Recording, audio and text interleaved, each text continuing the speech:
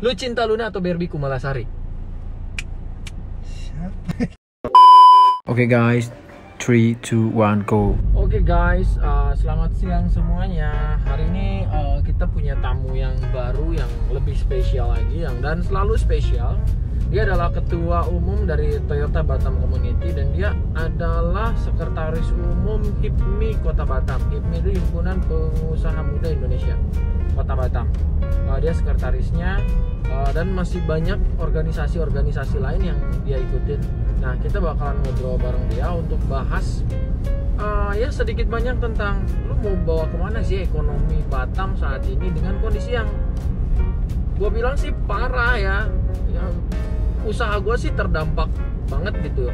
Nyampe gue sendiri juga bingung buat nyariin solusi gimana lagi gitu. Tapi kita harus tetap solusi, harus tetap optimis. Maka gue bakalan sharing sama dia. Mudah-mudahan kita bakalan dapat jawaban dan dapat solusi-solusi yang bisa lebih mencerahkan. Oke, stay tune terus. Oke guys, kita udah sampai di titik penjemputan yaitu Cincai Cafe. Jadi buat teman-teman yang pengen nongkrong, yang pengen dapetin kopi rasanya enak tapi murah, kalian bisa langsung datang ke Cincai Cafe. Lokasinya ada di Batam, pastinya di samping BCS Mall. Di samping BCS Mall kalian bisa lihat itu ada satu cafe baru namanya Cincai Cafe. Itu kafenya enak buat nongkrong, enak banget. Sekalipun ya gue belum pernah nongkrong, tapi gue udah bisa lihat sih. Oke, bintang tamu kita, mana bintang tamu kita? Oke, bintang tamu kita sedang menuju. Oke guys, kita sudah kedatangan. Halo. Oke, bintang tamu kita hari ini adalah Luis Loy. Oke, mungkin udah pernah ada yang pernah lihat.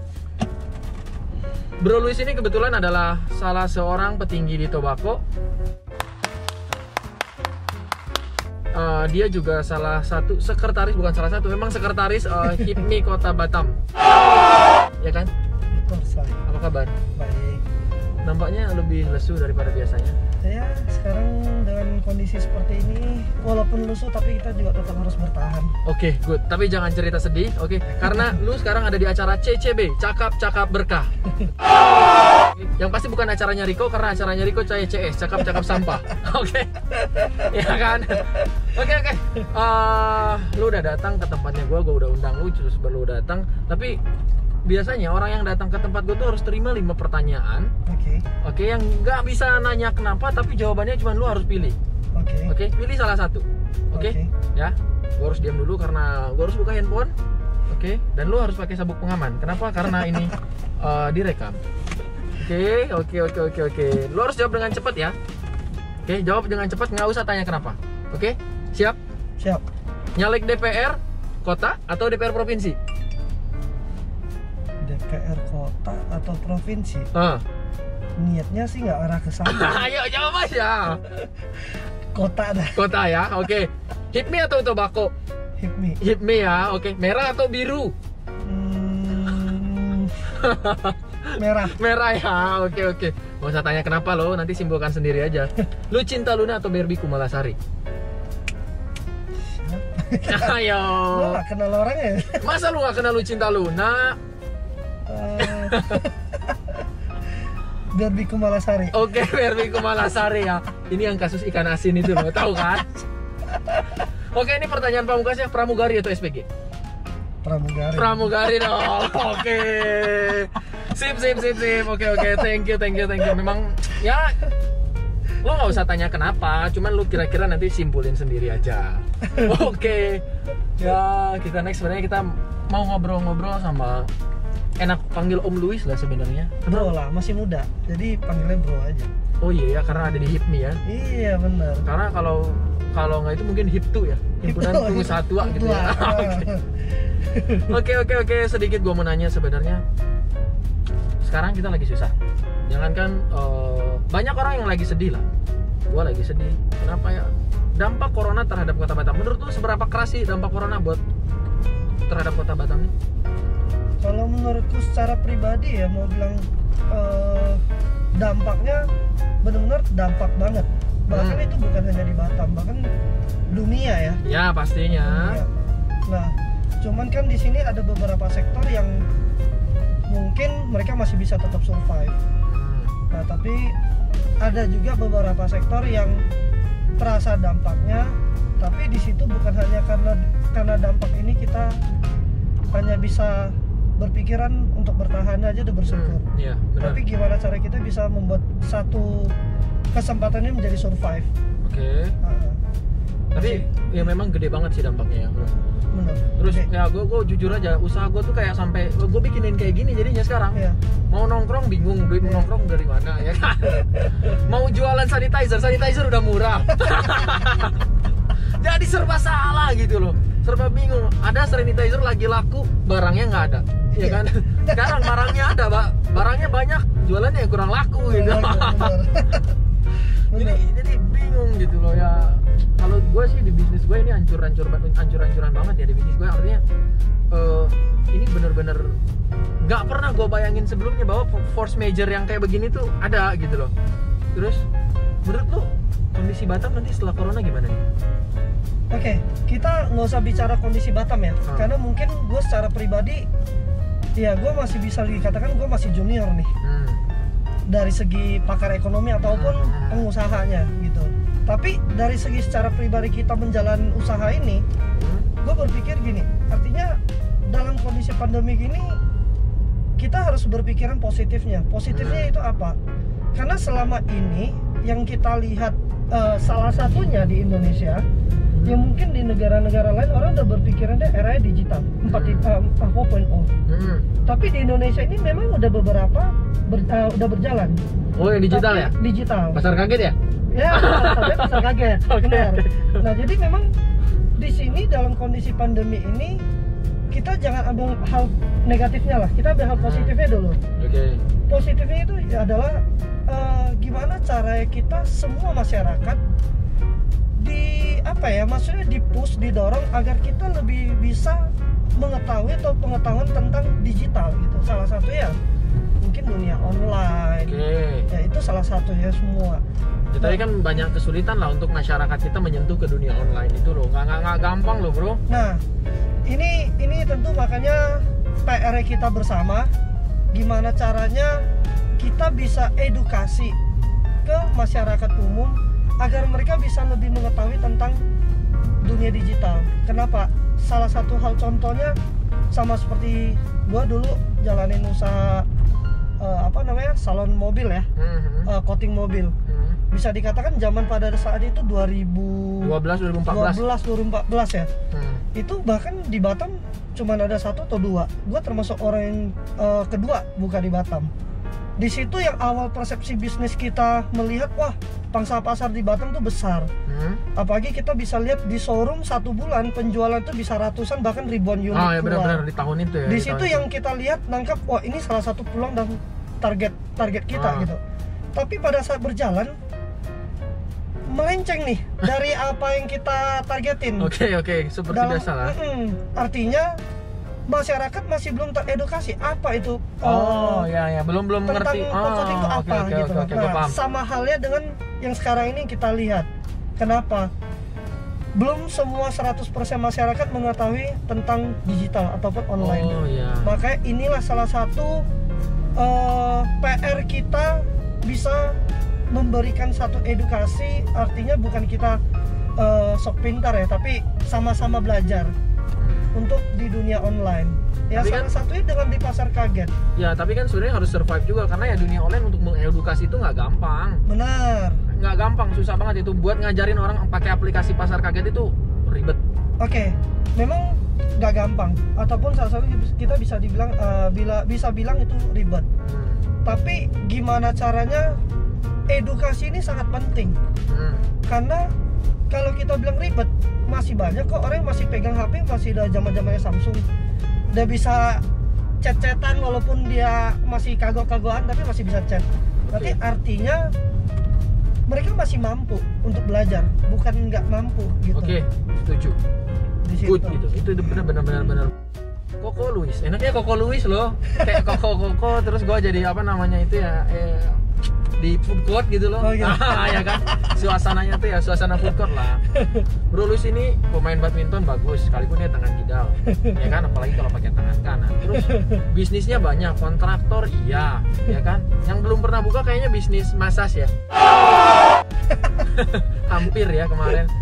Nah, gue mau nanya nih, di tengah pandemi kayak begini, ada nggak sih lu ngasih saran bisnis model apa sih yang bagus gitu? Bisnis model bentuknya kayak gimana sih yang bagus gitu? Supaya atau ada orang yang dengar, oh iya kayak begini nih, gimana kalau bisnis gua nih asalnya misalkan gua punya pangkas rambut, iya pangkas rambut online kan bisa, kepalanya dititip gitu, atau nggak kepalanya dipaketin terus dipotongin gitu kan, bisa jadi gitu. Ya kan? Ini mesti gua ralat dulu. Sebenarnya bukan usaha gua banyak, tapi gua pernah bekerja di beberapa perusahaan, perusahaan gitu. Keluarga. Iya. Nah, memang di salah satu pribadi gua usaha memang gua ada. Nah, tapi di sini mungkin ya kita bicara masalah yang tadi, bisnis apa, peluang apa yang masih bisa kita jalani untuk saat pandemi ini ya. Menurut gue ini secara pribadi peluang itu pasti ada, bukan bilang nggak ada. Oke, betul. Tapi tentu tergantung dari apa solusi yang bisa kita berikan. Gitu. Nah, kalau kita bicara peluang, mungkin di beberapa sektor itu masih bisa jadi peluang. Salah satunya apa? Sektor kesehatan, medical ataupun chemical, chemical solution ya, untuk cleaning solution. Itu semua orang pasti butuh. Kenapa? Orang butuh di rumah mungkin lebih. Yang selama ini mungkin yang ngepelnya cuma sebulan sehari atau 2 hari sekali, sekarang udah mulai aktif sehari sekali. Otomatis cleaning ini. Oh iya, gue ingat pas ada video story lu yang setiap kali lu bersihin ini gagang pintu kan? Nah, jadi semua itu mengubah ke orang lebih berpikiran kebersihan. Nah, mungkin dari sektor kuliner memang ada beberapa yang terasa dampaknya karena mereka selama ini bergerak di bidang lebih ke arahnya, targetnya lebih ke pariwisata. Tapi bukan berarti mereka drop total. Nah, kenapa saya bilang begitu? Karena kalau bilang drop total, online jalan kok. Ya kan? Kenapa mereka tidak mau meremodel bisnis mereka lebih ke arah online? Nasi Padang online gitu ya? Benar, nasi Padang online kan bisa. Nah, jadi yang peluang-peluang itu masih banyak, masih ada, bukan berarti nggak ada. Contoh kayak kuliner tadi bilang nasi Padang. Nasi Padang mereka yang selama ini mungkin datang makan apa segala macam, sekarang udah bisa ada platform e-commerce, Gojek, GoFood, GrabFood segala macam. Itu bisa jadi salah satu penopang untuk kita numpang jualan lah, ibarat gitu lah. Tapi kan lu nggak bisa promosi di situ, lu promosi bayar juga. Gitu. Kalau kita bicara promosi, semua sektor butuh promosi. Tapi promosi apa yang menurut kita bisa efektif? Nah, ini salah satu yang kebetulan di bidang usaha saya sendiri di digital media. Ini yang selalu saya punya pedoman mengubah mindset. Beberapa, kita bukan bilang secara umum semua orang ya, tapi ada beberapa sektor mengubah mindset mereka lebih ke era digital. Kenapa gue bisa bilang begitu? Kita ambil contoh, katakan kita pasang baliho. Lu pasang baliho 1 tahun kontrak udah habis berapa puluhan juta, bahkan ratusan juta. Oke. Lu main dengan di digital, lu bayar berapa biasanya? 4 jutaan, 3 jutaan lah. 3 jutaan. Itu dari segala konten, desain, foto, video, itu udah kita bantu create semuanya dan kita publish secara di media sosial kita.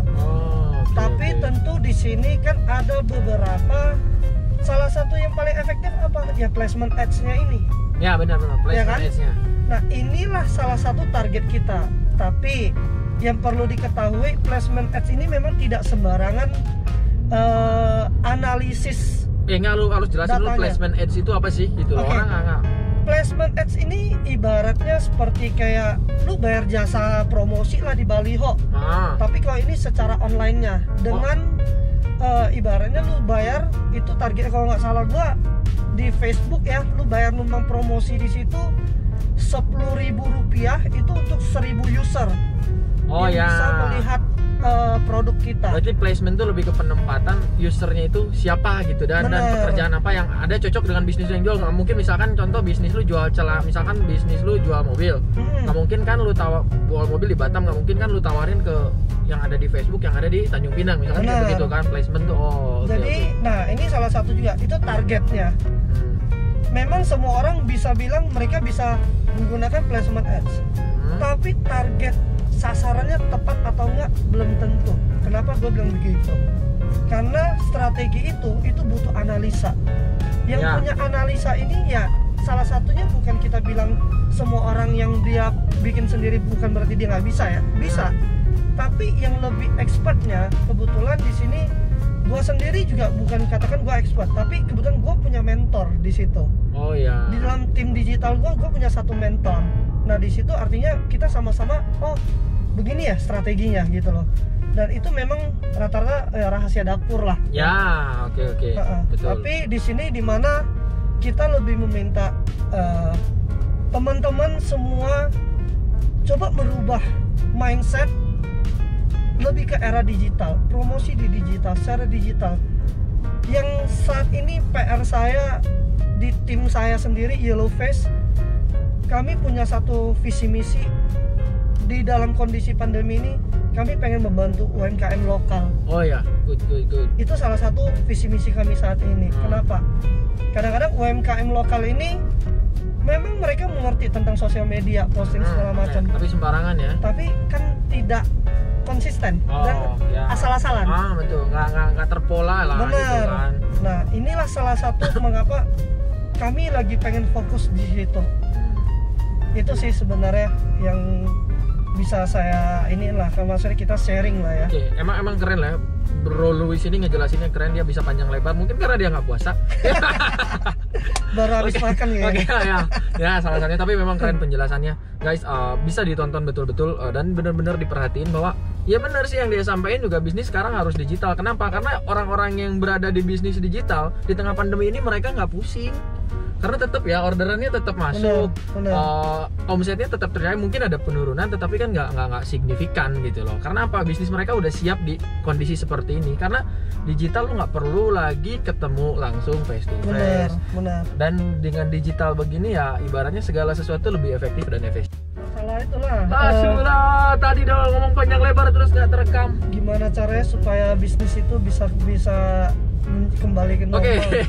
Oke, karena ada tadi satu skin yang udah gua ngomong panjang lebar terus nggak terekam, jadi ya gimana lagi, tapi gua harus balik lagi bahwa ini poin pentingnya gitu loh. Ini poin pentingnya buat Koko Louis gitu loh ya.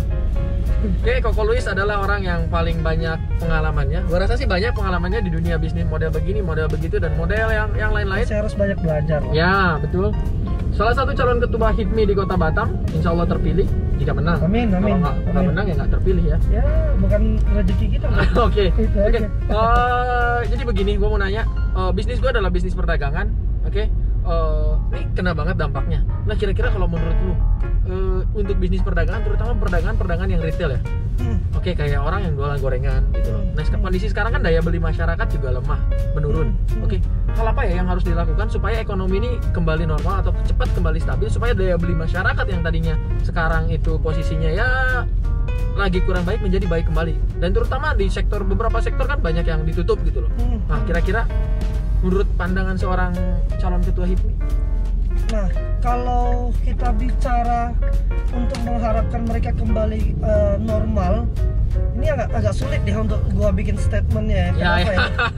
Tapi kalau kita bicara dari beberapa pengalaman yang gua dapat, salah satunya kayak Ram Showroom nih, itu ide cemerlang banget menurut gua, sangat inovatif. Kenapa? Di saat showroom second penjualan sekarang lagi drop karena pembiayaan di stop total, tapi mereka bisa memberikan satu solusi dan inovasi baru dengan pembiayaan melalui mereka sendiri. Nah, itu menurut gua salah satu solusi yang tepat di saat pandemi saat ini. Tapi tentu aturan dan regulasi tetap sesuai prosedur perbankan. Benar. Supaya ini juga menjaga dari pihak perusahaan kita ya. Itu salah satu. Nah, ini ada satu pengalaman lagi yang ini salah satu teman gua yang mindset gua kemarin. Itu namanya Andri Wongki. Mungkin teman-teman di Batam sebagian mungkin kenal dia. Dia Siapa tuh? salah satu yang punya pabrik kaos Batam. Oh. Nah, ini anak pengusaha muda yang sukses nih, yang menurut gua ini pengusaha muda calon sukses ke depannya ini. Nah, kenapa gua bilang begitu? Kemarin kami sempat sharing, wah bisnis apa ya yang bisa jalan saat kondisi Oh iya, ini, benar-benar. segala macam. Dia mengubah mindset gua. Gua harus remodeling bisnis. Awal dia ngomong remodeling bisnis, gua stagnan. Remodeling bisnis apaan gitu kan? Begitu berjalan kita lihat, oh orang lagi banyak nih jualan masker, hand sanitizer segala macam karena lagi panik buying kemarin kan? Oh iya. Masyarakat lagi panik nih. Nah kebetulan gue punya satu peluang itu dari adik gue itu hand sanitizer dan disinfektan. Di situ kita merubah satu packaging lebih menarik. Itu kita coba jual. Akhirnya lumayan nih. Ya, gue jualan banyak. Tapi memang sempat beberapa stagnan, kita sempat drop karena kita merubah packaging yang lebih bagus. Malah pada saat packagingnya udah ready yang baru, akhirnya salesnya drop. Ya tapi itu bukan berarti mengurangi rezeki kita, karena artinya kita menjual ini sebenarnya hanya untuk membantu masyarakat agar dapat mampu beli dengan harga yang tidak sewajarnya yang selama ini yang ada di Oke, ya market. benar-benar sih paling Itu murah. salah satu Gila, paling tujuannya murah. sebenarnya. Harganya 70% lebih murah daripada pasaran pada saat itu. Nah, kedua kita bicara Andri Wongki. Kenapa kemarin dia bikin satu statement remodeling bisnis? Salah satu yang membuat satu inovasi baru yang gue lihat di Batam ya dia bikin masker custom. Yang ada di sekarang di Batam tuh namanya Premium Masker Batam. Bisa lihat di Instagramnya. Itu sangat inovasi banget. Kenapa gue bilang begitu? Di saat orang lagi susah nyari masker, masker kain tiba-tiba dari pemerintah membuka satu statement bahwa masker kain boleh dipakai untuk masyarakat yang Sehat dalam lah, kondisi ya. sehat ya. Akhirnya Andri Wongki ini mengubah mindset. Kalau jualan masker kain semua ada, gitu kan? Mau jualan masker ini semua ada pasaran. Dia memberikan satu kreatifnya dia sendiri, menciptakan satu produk itu masker custom, masker kain scuba, tapi lu bisa create your own logo di dalam masker ini. Itu berarti salah satu ide cemerlang. Oh iya, Yang menurut gua ya. Dengan harga yang misalnya contoh, let's say kita beli masker scuba deh, satu lembar berapa sih jual 10.000 pasaran? lah. 10.000. Dia bisa jual 30.000. Berarti kan itu salah satu ide yang Ya. menurut gua ada peluang gitu loh. Betul. Nah, artinya sebenarnya ini tergantung dari masing-masing ya pribadi. Ya memang sih Orang- pastinya lain usaha pasti lain solusi juga Benar, ya. Benar kan? Nah, benar. tapi harus lebih ini. Contoh lah misalkan kalau gue bilang mungkin jual gorengan gitu kan. Bisa jadi jual gorengan online gitu ya. Nah, Iya kan? jualan online kalau gorengan online ini salah satu. Udah ada belum kan? Kalau kita bilang ada, kita nggak tahu nih ada atau belum. Tapi kalau kita bilang mau create, mungkin ide itu semua banyak. Cuman implementasinya bisa atau enggak itu Ya, aja. maksudnya kan intinya ketika biar agar roda perekonomian ini berputar mau. Benar. Gitu loh. benar, Intinya kan benar, orang yang pegang duit cash dia ngeluarin duitnya. benar, Akhirnya roda perekonomian berputar kembali gitu benar, loh. benar. Jadi ya bisa jadi gorengan online gitu kan. Benar. Kayak lu temen lu kan cincai kafe online juga kan. Ya. Ah. Nah, jadi kalau kita bicara gorengan, ini salah satu contoh nih gorengan nih, seru nih seru. Gorengan yang kita mau jual online, berarti apa yang bisa membuat supaya personal branding produk kita ini lebih kuat? Endorse itu? Bukan hanya endorse. Gorengan di Endorse endorse. semua orang pun bisa. Oke. Tapi harus ada satu senjata yang bisa memperkuat produk kita. Hah. Itu dari mana? Packaging. Oh, ya benar. Benar nggak? Benar. Lu harus ada Packaging. satu packaging yang menarik. Lu mau endorse, orang ngeliat aja, wah Benar. penasaran. Ya. Nah itu salah satu. Setuju. Nah tapi kalau untuk lebih terjerumus ke dalamnya itu mungkin lebih ke Ahli gorengan lah Ahli yang gorengan paham. Paham ya.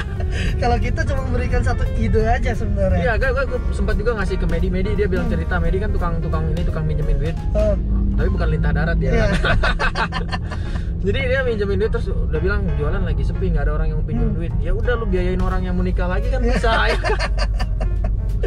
Ide-ide begitu sih. Tapi oke, kalau Luis ini gue dapat pencerahan yang luar biasa. Sebenarnya ya memang masing-masing bisnis model juga atau masing-masing usaha juga solusinya beda-beda. Tapi gue dapat sesuatu yang ya gue bisa pakai deh, dan teman-teman yakin ibaratnya salah satunya tukang gorengan juga mungkin bakalan kepikiran gimana packaging gorengan bakalan dibikin menarik.